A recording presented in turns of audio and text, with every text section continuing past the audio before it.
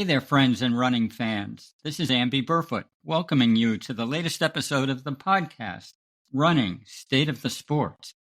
And this is George Hirsch, your co-host at Running, State of the Sport. In every episode, we talk to the smartest, most informed, most influential, and sometimes fastest runners on the planet. This week, we have a visit with a coach, podcaster, and ultra trail runner named David Roche. David puts out a weekly podcast called Some Work, All Play with his wife, Megan, and it's regularly at the very top or close to the top of popularity in the running category. And David is much more, as Amby said, than a podcaster. In the last year, he's emerged as one of the world's best 100-mile trail runners. In fact, on June 28th, he's expected to challenge for the win at the famous Western States 100-mile race in California. But before talking to David, we'd like to review some of the biggest running news that's been going on lately. So, Amby, what have you been looking at? George, I've been impressed, startled, and amazed by a couple of stories I've picked up in the last few weeks. One of them is about a 43-year-old Canadian runner named Stephanie Case, who just won a 100K race in Wales. She did that despite the fact that she had to start in the third wave because she hadn't even run another race for the last 3 years. So she started 30 minutes behind everyone else, and yet she caught them and passed them. En route, get this, she stopped 3 times to breastfeed her 6-month-old daughter with the lovely name of Pepper. And on the side, Stephanie Case is a 43-year-old, as I said, a human rights lawyer for the United Nations. I think that's a pretty great story. And if you want to know why she hadn't run for 3 years, it was because she had had a lot of IVF fertility treatments and even miscarriages. So she had a real struggle getting to her young daughter, Pepper. But boy, the story of them coming together in Wales was really quite spectacular. And then I want to note the story of Utah's high school sensation, Jane Hedengren, again. I've mentioned her a couple of times this year, but she really went further than I ever expected recently when she broke 15 minutes in a 5K track race.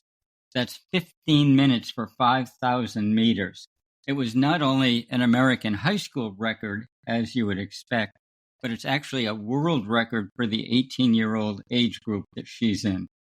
Hedengren expects to go to BYU University, where, of course, they have a tradition of great distance running on both the male and female side and an unusually good coach. So she's going to end up in a good place, and we hope that she'll keep competing as strongly as she has this year.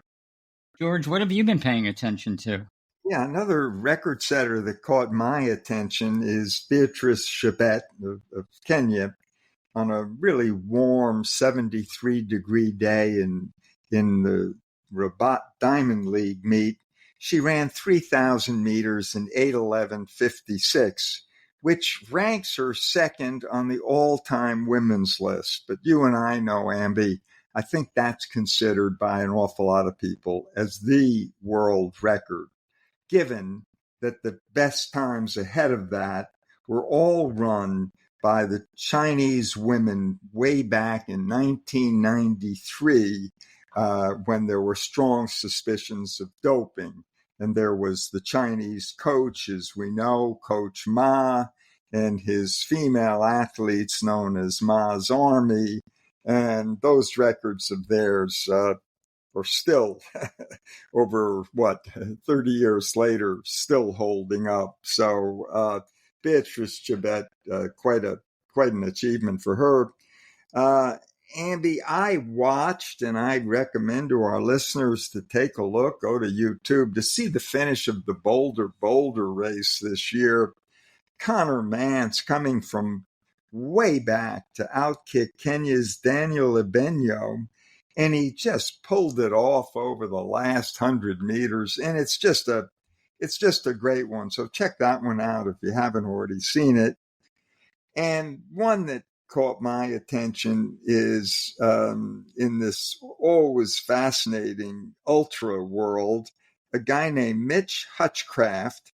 Listen to this, Amby. He swam the English Channel, cycled 7,000 miles from Europe to India, ran 550 miles to Kathmandu, Nepal, trekked 223 miles to Mount Everest Base Camp, and then he summited Everest. And I assume that this is not going to become an event that a lot of people are going to be doing or the Olympics are going to be doing.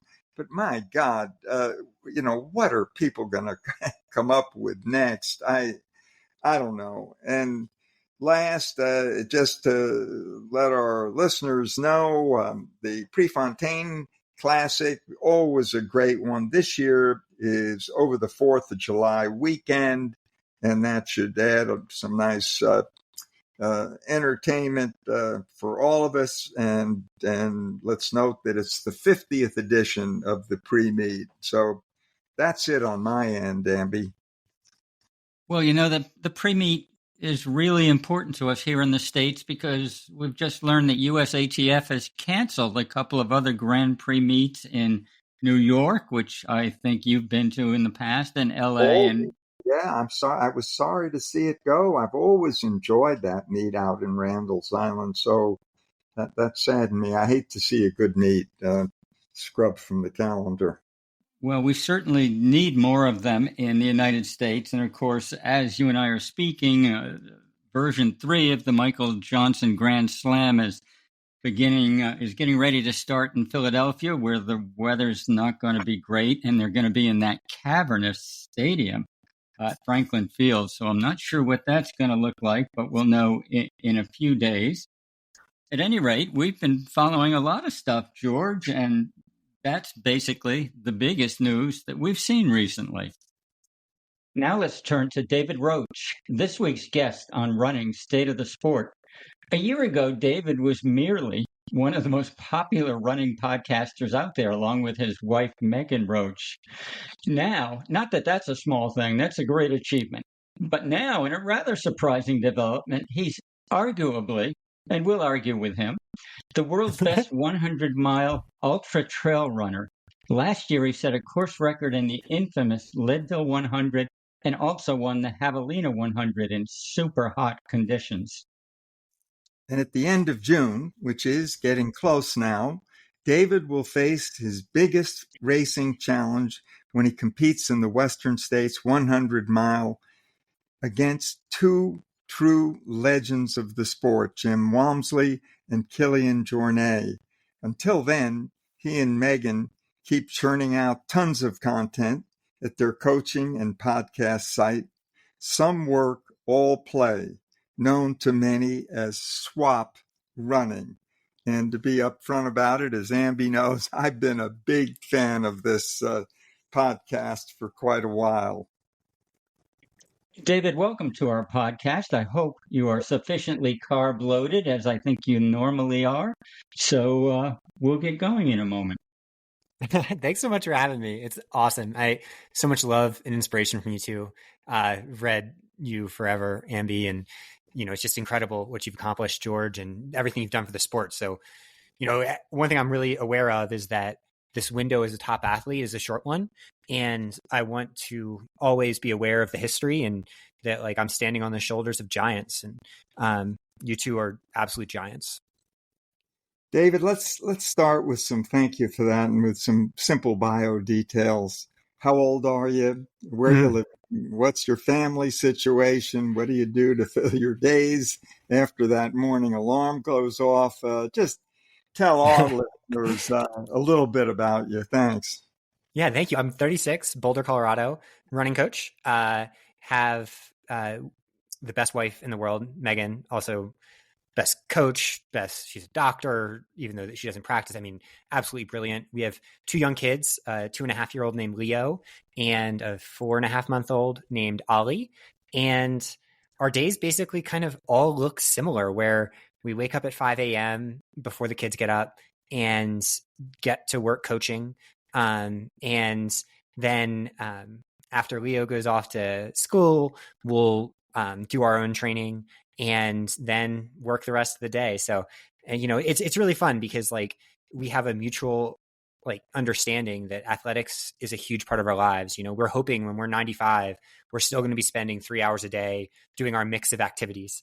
And, we always envision parenting just kind of fitting into that. And so, Leo and Ollie come to the races with us, do the crewing, and it's been a blast. So yeah, it's running coach is my main identity and always will be. But right now I've got a little window to see what's possible athletically too.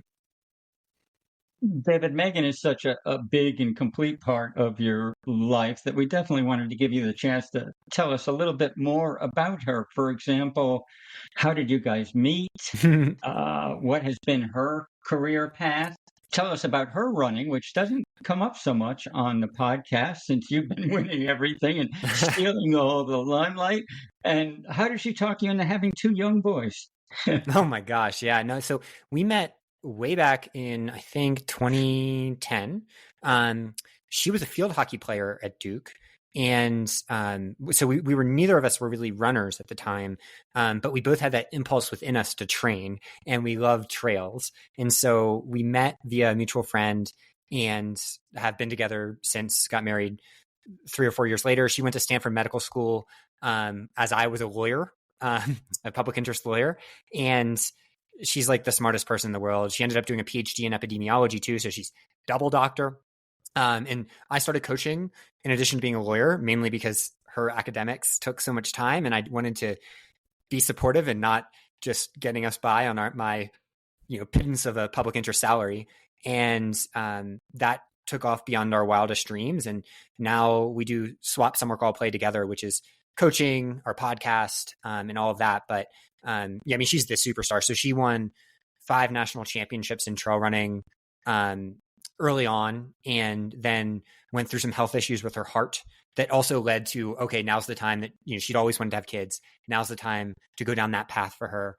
And, my thing is like, she's a rocket ship, right? And like, I view my role in the relationship ever since we met as being like, you just want to help point the rocket ship in the right direction, not tell it not to be a rocket ship. And so like, she wanted to do all these things. She wanted to have kids. And like, that was never the path I wanted to go down necessarily, but I'm so glad I just listened to her because she knows everything. And I've learned that if we disagree on something like big, she's going to be right. And I should just back down sooner because I waste so much time.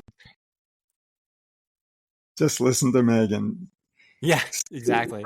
Well, as you say, she's a doctor, several advanced degrees, and you're an environmental lawyer. So tell us a little, how does that all add up to you're becoming full-time runners, coaches, podcasters? It's really quite a performance you guys are doing there. Yeah. So, for me, I think it's a little bit less linear. So for her, medical school and PhD honestly ends up being a pretty direct fit into female athlete health and performance, and then broadening out to just performance generally. So, I think it makes sense for her in the sense of like, she could do anything she wants, and this overlaps a little with her field. For me, it's just, I've always been obsessed and curious about solving problems, especially solving scientific problems. So that's where environmental science was the problem I focused on in my studies, which became law because like I noticed in undergrad when I was more sciencey that the problem was in the policy, and we're still facing that problem today.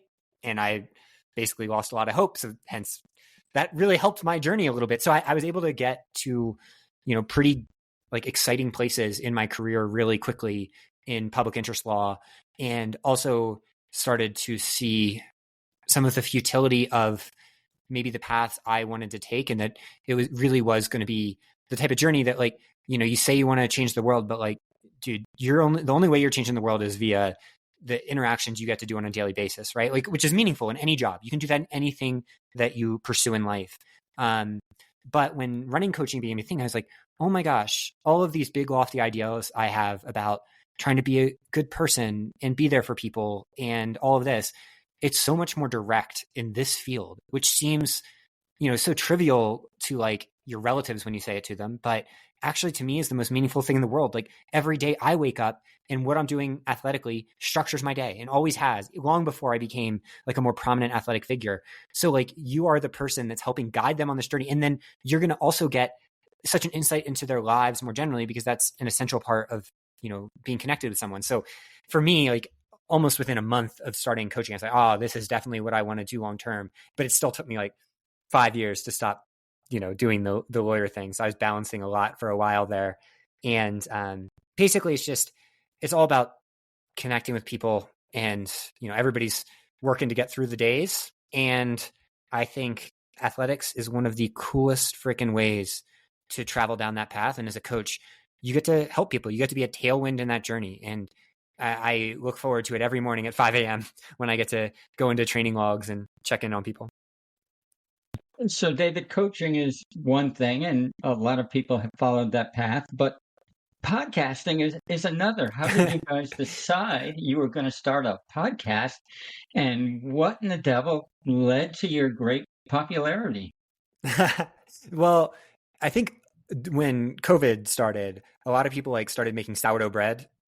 Megan, the rocket ship, was like, we should just do a podcast. So it started June 2020.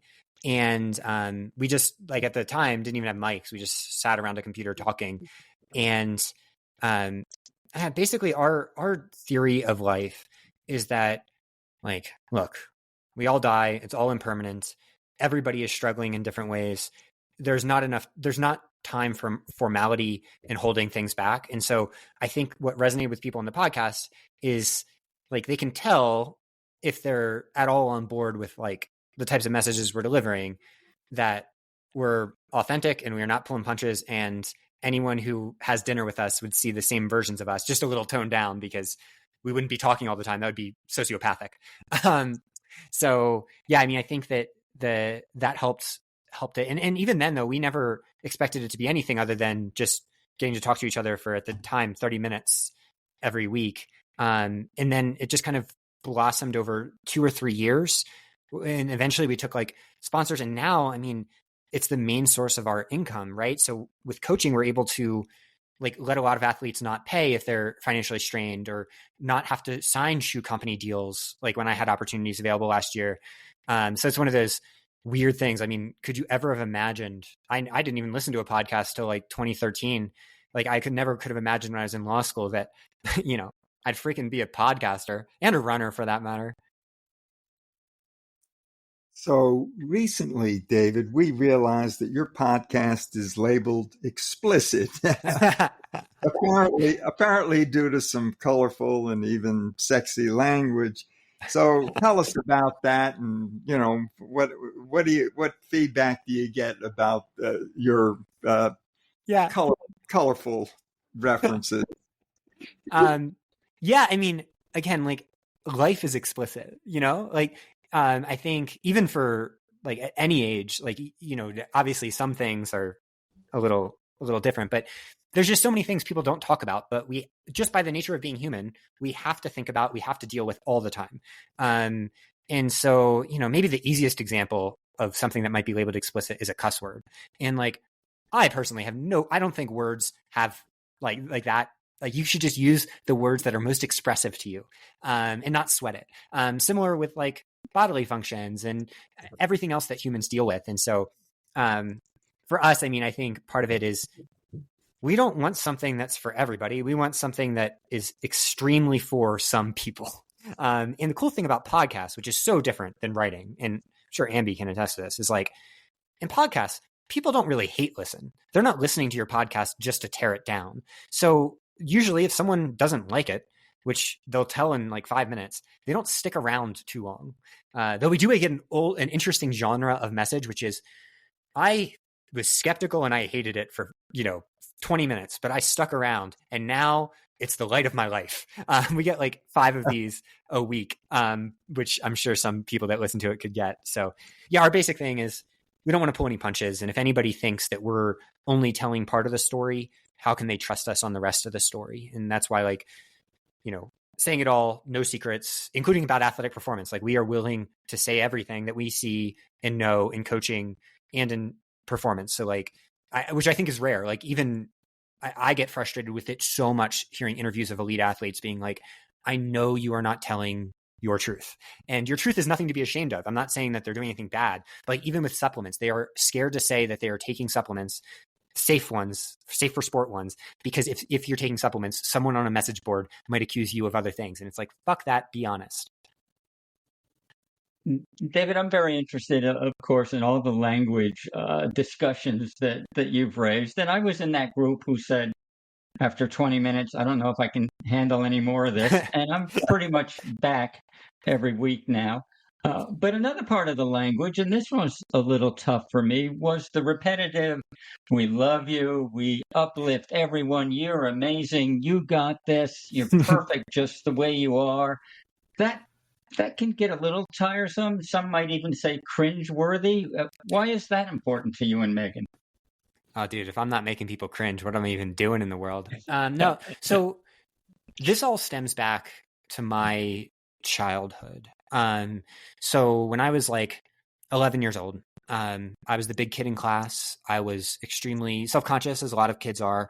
And I also had a very sudden realization about death at a very young age that, I mean, people have these types of things. But like for me, what I realized in that moment, and I remember it so vividly, is like, okay, if I'm feeling this, then basically everybody is probably feeling something similar at times and just not talking about it and going around their worlds like everything's normal and fine and okay, when inside, like, part of you is screaming, even if it's only like 0.1% of you.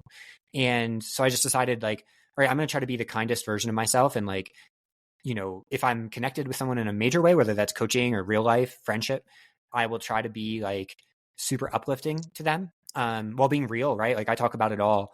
But if I'm not super connected with someone, the way I can do that is to be the type of person that like sees them going through their lives and it's like, you are awesome the way you are. Like, and so on, and runs, like, you know, this is not something that's in the podcast only. Like anyone who's ever seen me on the trails, I'm almost positive I've said something to you like that, you know, and to the point that in Boulder, I'll go to the track and now the professional runners out there, like the Olympians, will say, we love you, you know, because like it's part of the thing that hopefully is like a cultural shift that I want to encourage, which is, look, if we can just open up and hopefully let people know that we're in this together, it's just a way to acknowledge our shared humanity and that like we can be given validation, even without like having to go through hoops to earn it. So basically I view my role as a coach, as a human, as seeing the things in people that might not be all of them, right? But that are amazing, and acknowledging those, including people that don't like me. I mean, though, you know, that gets a little hard sometimes when you're a little bit of a public figure, but like, just seeing that, like, even if that's 5% of someone that is like this amazing light, like bring that to the surface as much as you can just by validating it. So David, in addition to being sexy, this podcast is really sciencey, and some runners and coaches, as we all know, believe in kind of intuitive running by feel. Why is the nitty-gritty science of running so important to you and Megan?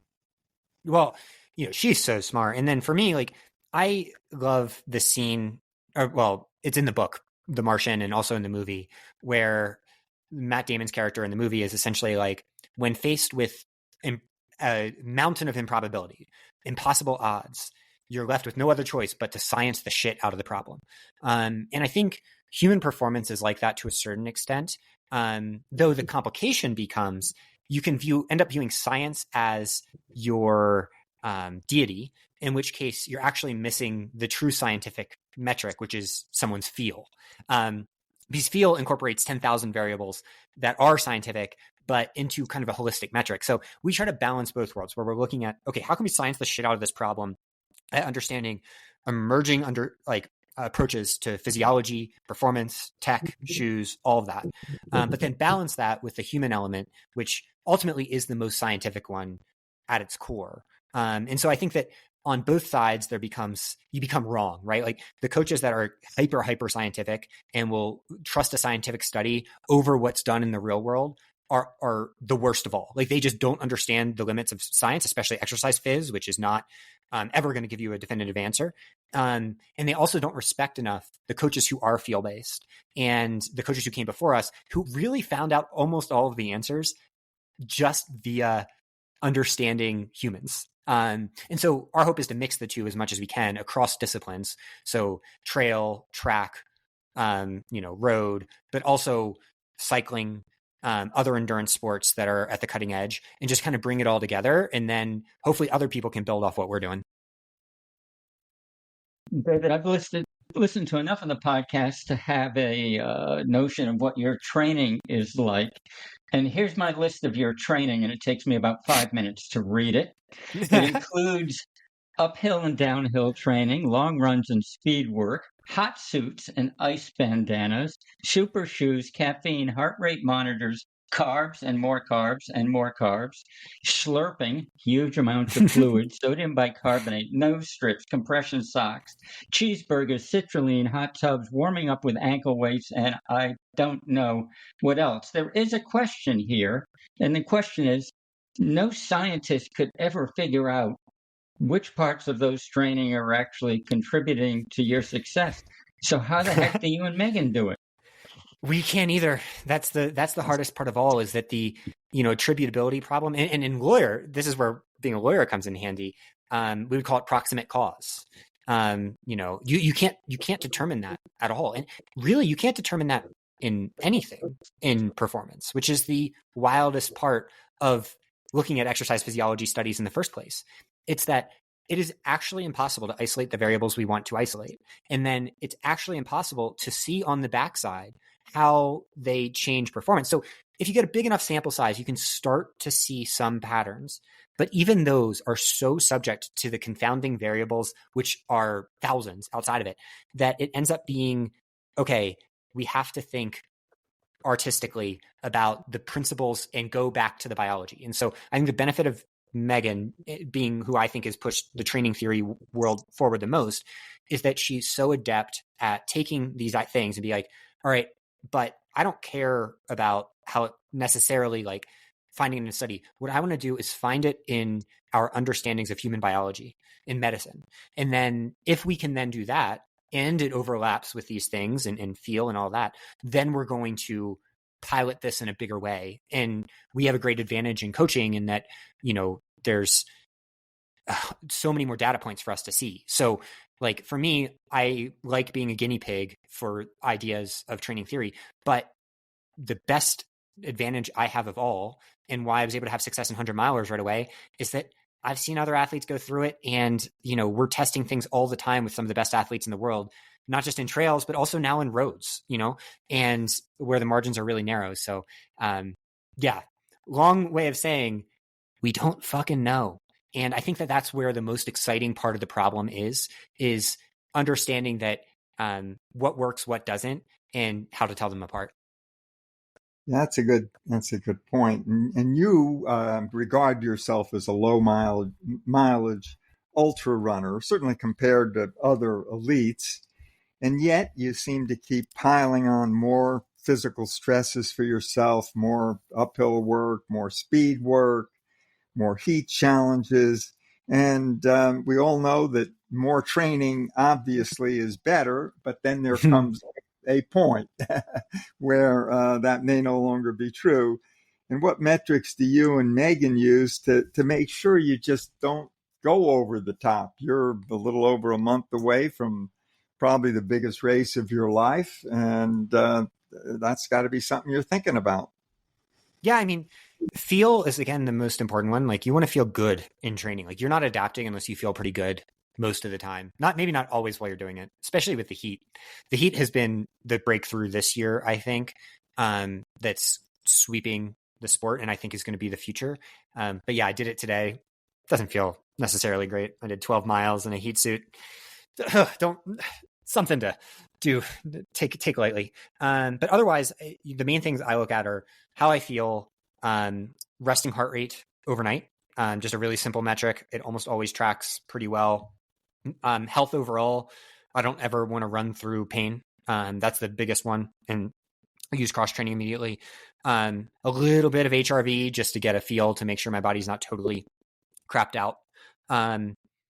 But otherwise, it's applying the like layering in principles via a background of understanding what leads to better adaptation. So like we don't care about how much stress someone can go under. We care about how much they can adapt. And so we are sticklers for like a weekly full rest day for everybody. I love coaching people that have gone to BYU. Coaching Mormons is great because they're taking Sunday off no matter what. You don't have to beg them to do it. And keeping a certain amount of training, like I know my heart rate zones intimately, and keeping 90% of training really in zone 2 or below for me. And also the fueling is changing the game. So like knowing if I'm fueling enough within the training, like I'm not going to be broken down. And within that framework, I think the reason athletic performance is taking off so much is not like carbs on the day. It's just that athletes now are adapting so much better and more rapidly than athletes of previous generations. So, you see athletes now beating performances of athletes from the EPO generation of the early 2000s, mid 2000s. And, I think a lot of people who were present in those generations assume that athletes of today, like in track and stuff and cycling, are cheating. And talking to those athletes and really, being involved in the sport, it's like, actually, I just think that for the most part, I mean, obviously there's going to be exceptions and some people are cheating. I think for the most part, it's just, we have science on our side now when it comes to how we fuel, how we adapt, how we do the work, that is making it so that athletes are better than they ever were before. David, let's move on to your really incredible racing year last year. The year didn't begin that great because in April you had a really serious bicycling accident. Could you tell us a little about that and what injuries did you incur? Yeah, so I was just on a ride here in Boulder. I do a lot of biking most of the year, and a car made a left turn as I was traveling straight on a just normal cycling road. We actually went back to that spot for a video recently on YouTube, and there's a white bike there. So like something like this has happened before in that same spot, which is tragic. So according to the police report, I was launched 100 feet into a fence, got very lucky. Other than the fence, like there was a lot of grass there, and suffered a severe concussion. So I was out for 20 or 30 minutes. And that was the biggest thing of all. Like it took a while for the brain to come back. Don't even know if it's all the way back yet. And also just broke some bones, my nose, my wrist, and all cut up and stuff like that. But the head injury was the toughest one because like after that, everything just was processed more slowly. And, it's interesting to reflect on it because like part of me wonders almost if my brain came back different, just in terms of how much my performance changed subsequently after that accident. It points out, you just never know. So it sucked for a while. And it definitely sucked with mental health, but I got back on the bike and was able to complete the ride like 4 or 6 weeks later. So, and get back to training. Let's talk further about that because near fatal accidents, have a way of changing people's lives. And how would you say that this bike injury, which was obviously a serious one, changed yours, especially your attitude about taking your shot, as you say? Yeah, I mean, I think I've always been intimately connected with like in memento mori, like an understanding that we all will die. So it didn't really affect me in that traditional way. I think the way it did affect me though is what comes next after that is I had to stop giving so many fucks about making people happy. Especially as I became more of a public figure just via the coaching and the podcast and everything. Like we faced crap in the world that was just like I internalized a lot of the stuff that comes with being a public figure, like on the internet. And that also affected my racing, I think, like in terms of how I approached like actually doing these things and whether I was going to take the big shot or even whether I would race my own athletes, the athletes I coach, which was a complication for me for many years. And after that, I was just like, look, there's not enough time. We are like, you don't know when your last one is. I'm going to race every single thing like it's the last one I'll ever do. And that's still how I approach it today. Like I'm going to race everything, including the backyard races that are just like no one's in. I'm going to race every single one like it's the last one I'll do, and try to approach everything like that. The cliche of like, appreciating the moment you're in because it is so fleeting. And yeah, I mean, I'm hyper aware of that now that I'm 36 now. I'm going to be 37 at the Western States start line. Just knowing about sports, like that it is fleeting in an absolute sense. That I'll be at this level, against this level of competition. And the next generation is going to be passing me by pretty soon. So like, I'm going to shoot a shot and we're going to see what happens. David, you weren't just born and then you won Leadville and Javelina a few months later.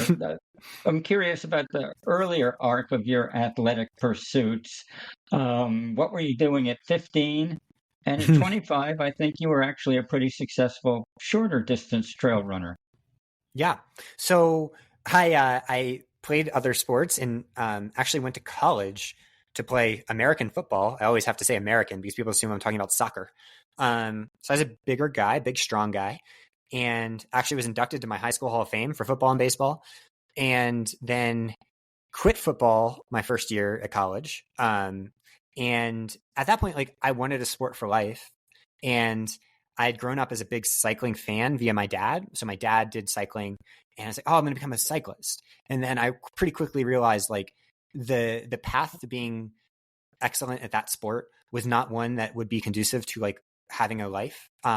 Just given like I'd have so much to learn. I wasn't a great bike, like it wasn't going to happen for me. And so I loved it, but I was like, all right, I want to try to find something that I can see where I can go with it. And so then it became running a year after that. And so it took a while for running to get natural. And then after Megan and I met, it started to take off a lot more. So like that was 2010. By 2012, I won the US Trail 10K National Championship. So that was like 6 years after I started running. And, it took a while for that to feel natural. But then I had that one breakthrough day amidst a bunch of other failures. Like going back through my history, there's so many failures along the way of just like shooting a big shot, didn't go in, all that. And so, yeah, I did short distance for a while, eventually moved up to some 50Ks. But for the most part, just kind of trained a ton, didn't do all that many big races. And the big races I did do, I usually shat the bed a little bit, especially at the world championships and stuff. So, yeah, I mean, I think there were two factors at play. One, I was clearly a faster twitch athlete at baseline, given my sporting background, which means aging becomes a benefit for me because you become less predisposed to expressing the faster twitch fibers, and the ones that are type 2X move towards type 2A, so intermediate fibers.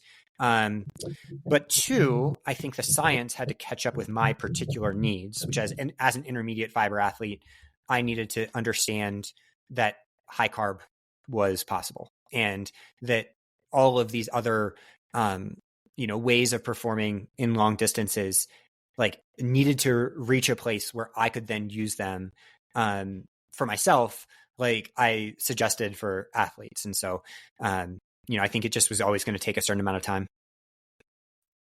David, on several podcasts, you've mentioned a condition, it's perhaps genetic, that gives you unusually high iron and ferritin levels. And is this helpful to your running?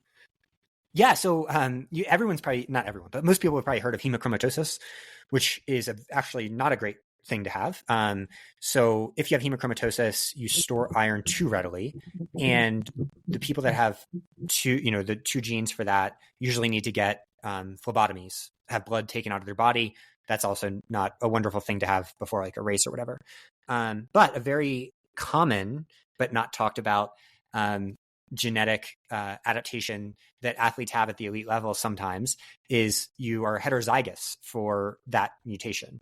So you absorb some iron more readily, and usually those athletes have higher hemoglobin levels, which transports oxygen to working muscles. But, you're also facing some of the downstream potential impacts where you might overload at times. But it's one of the interesting points about athletic performance generally is that like when we say like genetic talent, like I probably do not have like some of the metrics of genetic talent, just given that, how my life has unfolded, but there's almost always something that people have that can be expressed with a lot of work. But you can't find it out until you do a lot of work. So this one's a great example. we always assumed that whatever athletic talent I had came from my dad, who was a cyclist. But actually, when my mom went into a coma, she's fine now, but she was had a terrible internal bleed and only a few % chance to live. When she came out of that, they did all these tests on her and found I actually got that genetic trait from her. She is the only reason she was able to survive her internal bleed is because her hemoglobin's so high. And she was never an athlete. And so now she's empowered in her 70s to go for it, because she's like, well, if David can do this, I can too. And it just shows that talent's weird, but the main place that would probably manifest is at altitude, So I've always, even when I was a football player, felt good. I've always felt good at Leadville. And that's why, I always wanted to do that race. So David, everything in your life is kind of hurtling at breakneck speed to the Western States 100 this year. I mean, we consider it basically the Olympics of ultra trail running. 12 months ago, you were a total rookie. Now you're being mentioned, I think, in the same breath as Jim Walmsley and Kilian Jornet. That's insane. How did this all happen so fast? I don't know. I got chills when you said that. Because I worship Kilian, and Jim is to give perspective, it might sound like, oh, he was so good back in the day, but it's in 2016, before Jim was Jim, we raced the Don't Fence Me In 30K in Montana. And I had just won a 50K. So I was probably at the peak of my game at that point. And I think Jim beat me by 12 minutes in a 30K. So how did this happen? Megan and I were having that conversation last night because, as coaches, we also want to know, because, it's something you're constantly trying to learn. I mean, we've coached multiple Western States winners, but they almost always it's obvious quickly that this is going to be their path. I think for me, it ends up being kind of a culmination of a bunch of things. The main ones just being the high carbohydrate fueling mixed with high hydration. So understanding that, I think I was the first one to really crack the code in ultra running of, if you can GI train to get more carbs down, you can turn it into a fueling equation, like a substrate equation, rather than a survival equation. And in that case, you can actually race these hard. So I think maybe the place that I've changed the game a little is I can come in and run my first mile, in the 5:45 or whatever in a 100-miler, knowing that as long as I can replace the substrate, which means it becomes an effort equation, I'll be okay.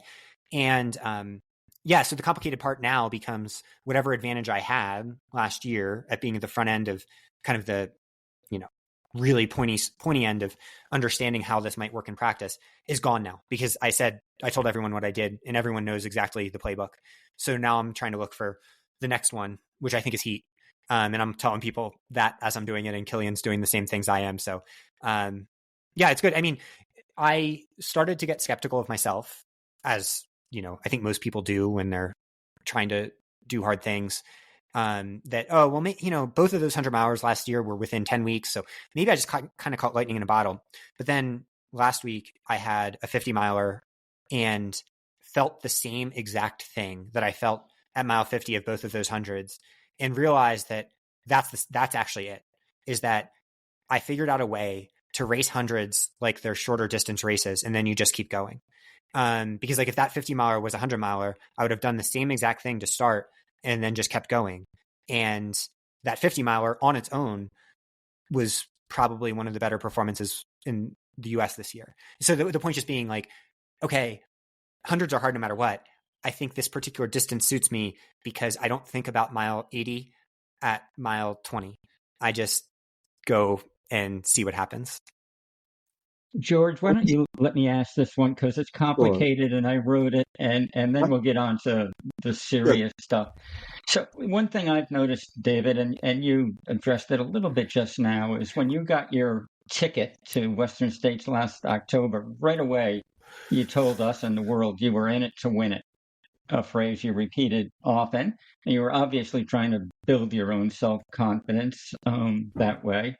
And then you had a bad race in March. I think it was because of a sprained ankle, but it took you down a peg. And after that, you started saying, I'm not one of those guys. I'm not one of those guys, meaning obviously Jim and Kilian. And then boom, you're back. Last weekend you have that great race at Quad Rock, and you're obviously happy with that. So where does that leave you mentally and physically as you head to Western States, which is getting so close? Yeah, I mean, I think the reason I said I'm in it to win it right away is because I view whatever role I have in this sport of being like, all right, let's model a world where like we aspire to not let our imposter syndrome take the wheel, right? And that what I hopefully can do, especially for men out there who might only get like very like especially in the modern world, like these toxic masculinity approaches to competition, to ultras, to hammering your body, to hammering yourself, to not being worthy otherwise, is that you can say like, I'm in it to win it and indulge that side of yourself, which, you know, might be a small part of your brain, but it's the one that does the thing. You can indulge that while still saying like, I'll love myself no matter what. And I'll love everybody else out there no matter what on the other side. Like, you know, I can be unconditionally enough even as I aspire to these things and know that like it's dust in the wind. So like that contradiction is inherent, I think, to trying to be an elite athlete in a world where to be an elite athlete, you also need to think you're going to do the thing. And people are sometimes scared to say it, but you have to. Like there's no other way.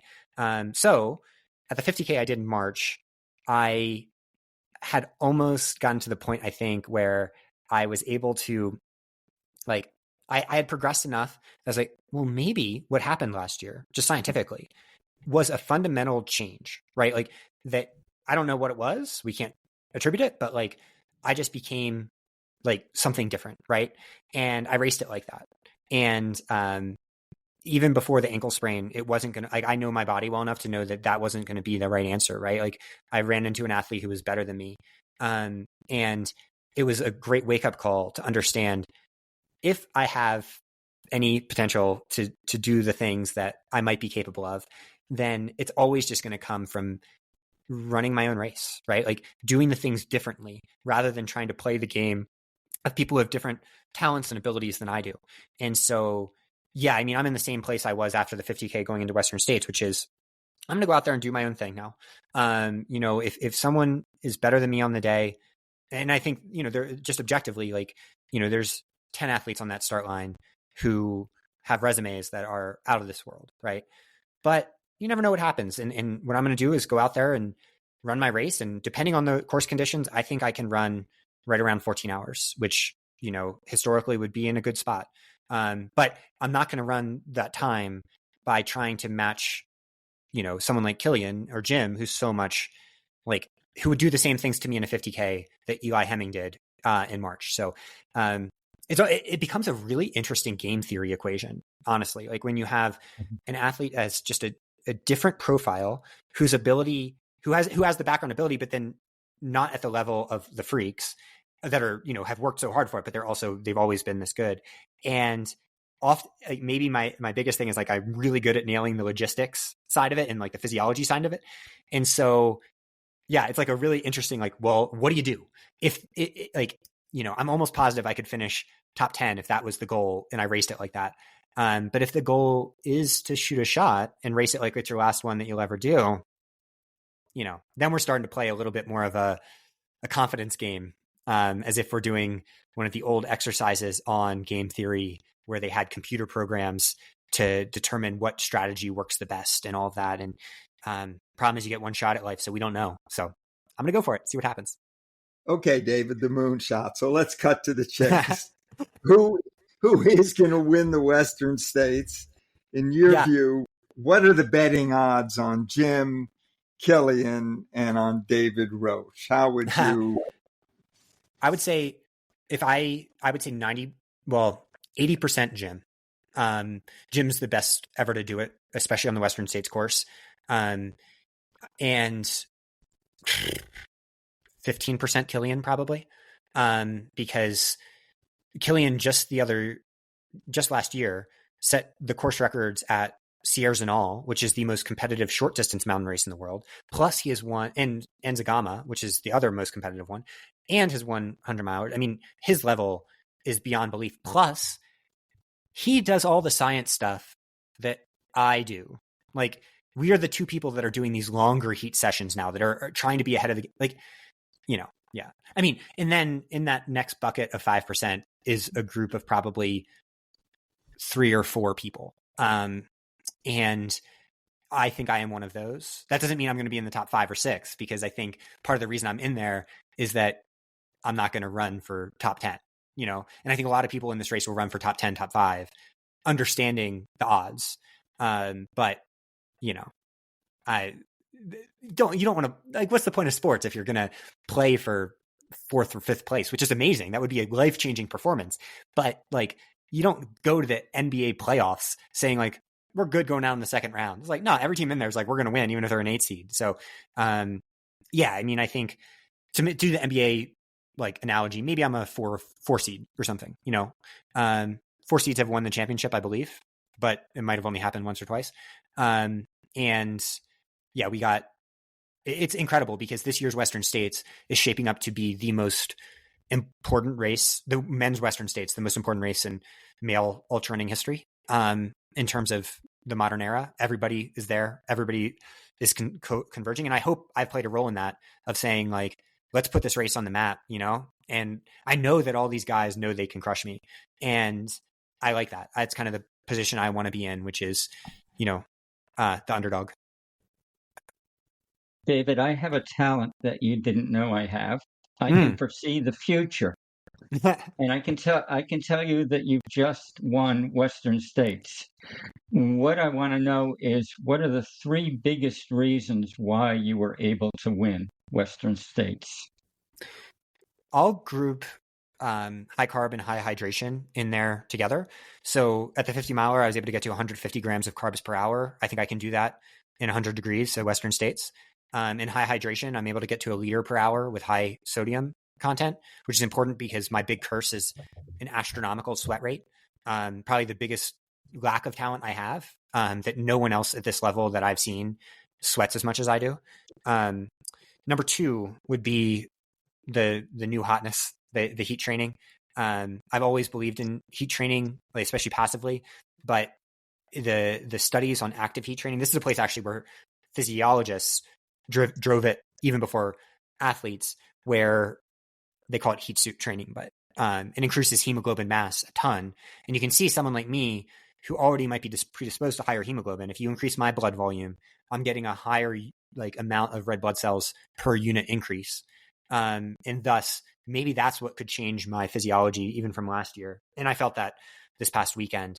And I think that we're 1 year ahead. And what's interesting from like just a running history perspective is like, you know, the Kenyans and Ethiopians have always done heat suit. They haven't called it that, but you know, their old thing is like, if we're not sweating, we're not running. Like, you know, they were always like, they prefer workouts from some of the pros I've talked to, because they don't have to wear their sweatsuits for them. So, you know, we're just kind of taking it to the extremes now. And then number 3 is I don't walk. I run everything in these races, including the really steep climbs. And I think that background rule comes in handy in hundreds when like it becomes your body just kind of doesn't want to do it anymore. And then, I mean, actually to replace that one, you know, Megan, as my crew chief, being like, you know, the ultimate ace in the hole of understanding like the little parts that might make a miracle possible. Right. So, David, I hate to come to the end of this, but we wrap it with a couple of questions. We've taken a lot of your time. And I'm good. As long as you guys want, I'm here. Well, let me ask you one before we wrap it up, and just a thought that I've had, because a few weeks ago in Boston, Bill Rogers celebrated the 50th anniversary of his first win there, and he ran 2:09. And you're a scientist of this sport, and you know full well there were no super shoes, there was no fueling strategy. I mean, let's just even forget the fact that Bill stopped a couple of times and tied his shoes during that. He ran 2:09. I mean, what does that mean if he knew all the things and trained the way you do now? Yeah. No, we're looking at 2:02, you know. I mean, the hard part becomes executing it, right? Because once you start to get to the rarefied air in those sports, there might start to be limiters that like ultra running has nowhere close to, right? Like that we don't know exactly what they are, where there's governors in the nervous system that might just say, actually, no, we don't care what shoes you have or what fueling you have. It's not going to scale that way anymore. And where exactly those lie, it could just be that there's like, a 205 cutoff. And then everything faster than 205 involves some assistance. What I'm saying is like, we just don't know. And thus I would assume that Bill is definitely one of the 205 guys. Whether he's a 202 guy, that becomes the big black box of uncertainty that surrounds all professional sports that you're a fan of, and also physiology. But it's bonkers to go back in time to that 70s and 80s, especially the 70s running boom and what they were doing, because like the thing we haven't talked about is how much shoes change it, not just in terms of performance on the day, but in terms of how you adapt and can manage training. When super shoes became more widely adopted, and I finally caught up, I was like, I reversed age 6 years from those and just how they let me train. And like, I just wish we could catapult some of our predecessors into the modern era and see what happens. I mean, we have this in trails too. So like Matt Carpenter, who had the Leadville record before I did, is one of my heroes, but he was tested at 94 VO2 max. Like I'm nowhere close. I'm like, tens of points away from that. And like, I wonder what would have happened if we just transported him into the modern era and let him run Leadville again, because like, he's so much better than me. And that's why I always felt guilty about being like, the media coverage around the course record, because I'm like, yeah, we're starting to compare, just a humongous advantage that the modern era has. And I'm maybe at the cutting edge of that, like just a couple years ahead, but everybody's catching up. David, I always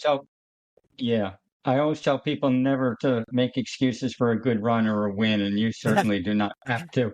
But I am thankful. I think you just catapulted me into the sub 210 group, which I would love to be a member of. What's your PR? What's your PR? 214. 214. Oh, God. 214 without super shoes. That is where the big jump is. So like, I'm actually not sure about 209, how much we're seeing changes, because like that's so fast already. Who knows? But from coaching, there is a massive bubble from like 213 to 218 that when super shoes came in, the 214 athletes became 209ers, 210ers. So yeah, I would definitely give yourself sub 210 on that one. Congrats, Andy. Good. So we're going to go back to our final wrap-up questions. And the first is, what is the state of the sport of running from your perspective? What's good? What could be better, and what, maybe really needs some work? Yeah, I mean, I think that the state of the sport is awesome as it relates to an overarching focus on kind of the we're all in this together approach becoming more common. When I started running, I felt so much more excluded than I would feel now if I was coming in. I feel like there's more people that are being open and accepting and loving and inclusive overall, as it relates to running. And I'm all about that. Where it's bad, I think, pro athletes get pretty darn screwed in the process. And I don't necessarily see the best path forward for that. I think it's, because I think so much of it becomes whatever money there is goes more towards the side of like influencers, and pro athletes need to be influencers, like that there's a welding there. And if there was some way that we could like essentially make it so that athletes don't need to be posting a bunch of Instagram reels to be worthy to brands, that would be amazing. Or the thing is, you either need to post Instagram reels or be so freakishly good that everything speaks for themselves and you don't even need to speak. And it leaves the middle class, I think, kind of suffering in that process.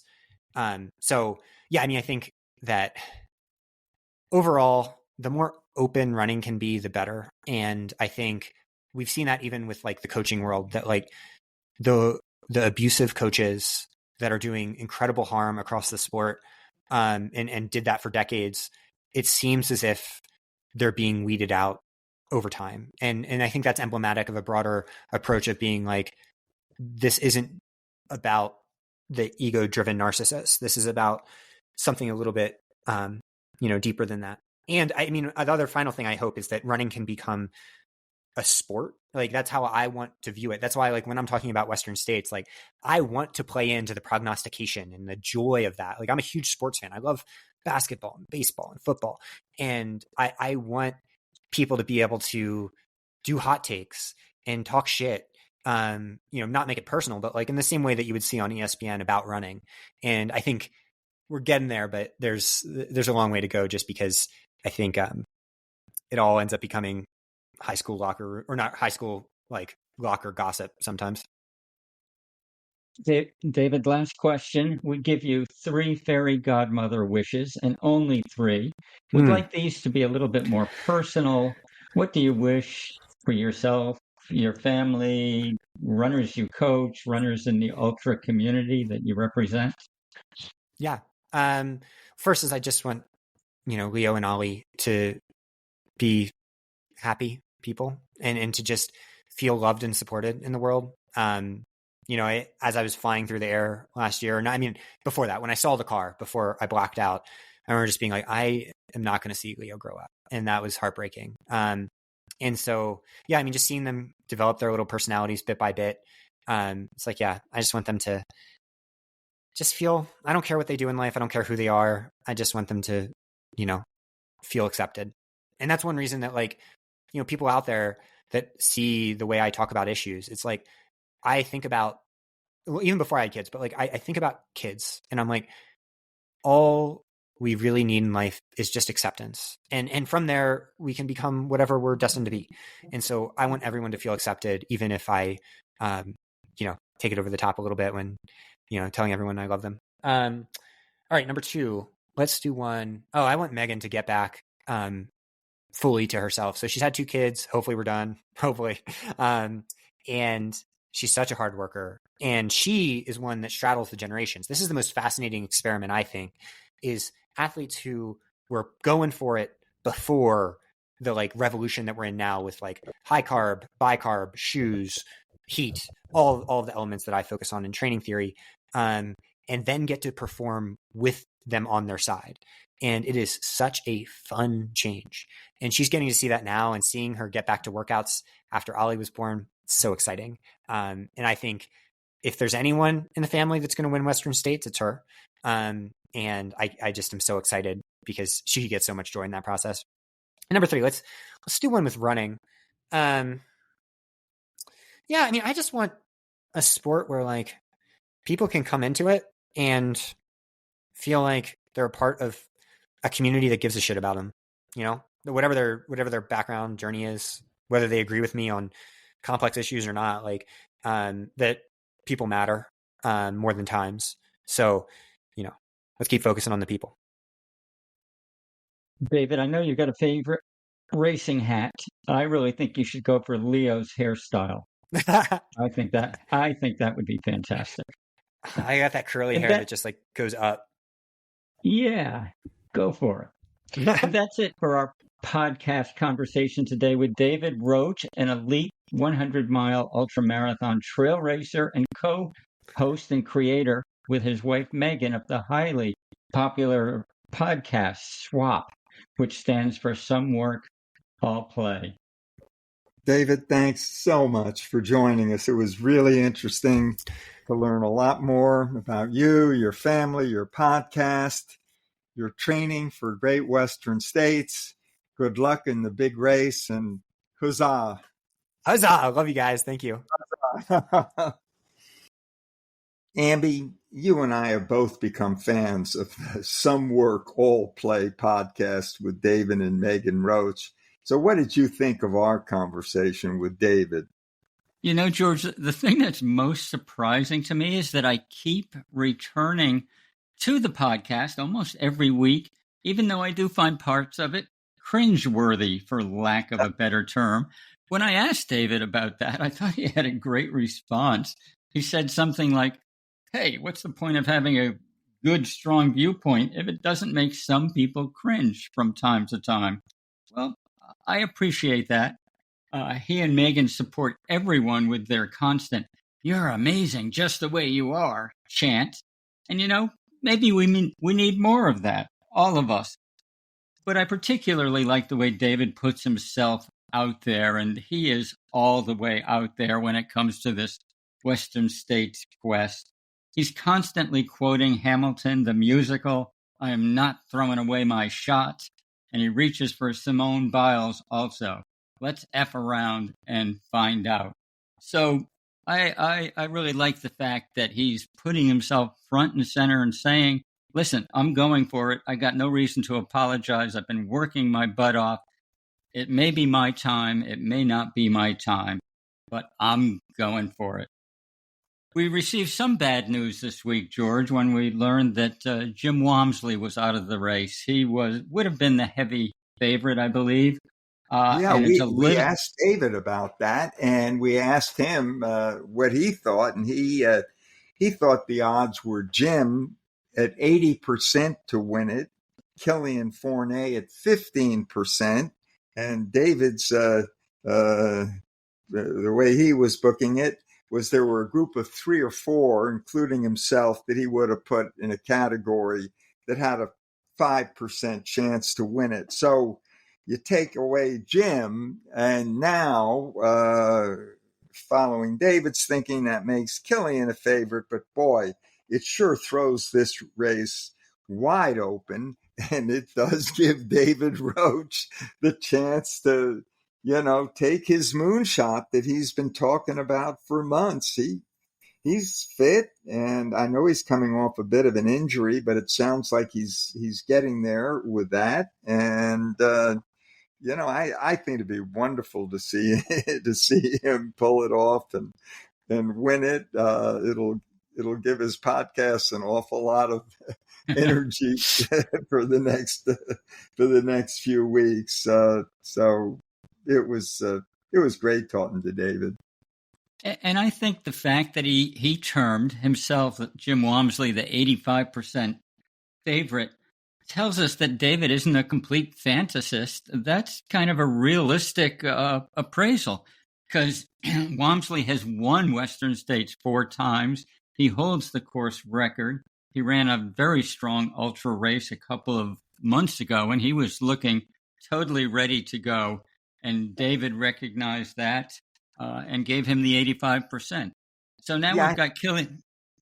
Go.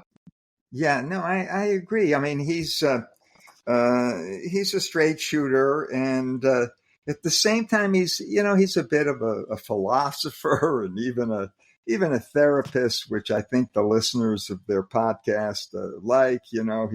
He's always saying things like, appreciate the moment you're in.